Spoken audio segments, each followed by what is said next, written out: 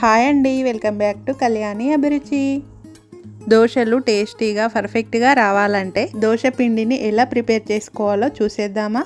3 గ్లాసుల బియ్యానికి 1 గ్లాసు మినప్పప్పును వేసి 3 టేబుల్ స్పూన్ శనగపప్పుని 1/2 టీ స్పూన్ మెంతులను వేసి వీటన్నిటిని కడిగి 4-5 గంటలు నానబెట్టిన తర్వాత పిండి రుబ్బుకోవాలి. రుబ్బిన పిండిని బౌల్లోకి తీసి ఒక నైట్ అంతా అలా ఉండనిచ్చామంటే దోశలు చేసుకోవడానికి పిండి ఇలా పర్ఫెక్ట్గా రెడీ అవుతుంది. ఇప్పుడు మనకు దోశలకు కావలసినంత పిండిని తీసుకొని ఒక బౌల్లో వేసి మిగతా పిండిని ఫ్రిడ్జ్లో పెట్టుకుంటే సరిపోతుంది. ఈ పిండి కాస్త గట్టిగా ఉంది కదా, అందుకని ఇందులో కొన్ని వాటర్ని, కాస్త సాల్ట్ని, కాస్త షుగర్ని వేసి పిండిని ఇలా దోశకు కావలసినట్టుగా కలుపుకొని దోశ పెనం హీట్ అయ్యాక ఆనియన్తో రాసి ఇలా దోశ వేసుకుంటే దోశ పర్ఫెక్ట్గా వస్తుంది.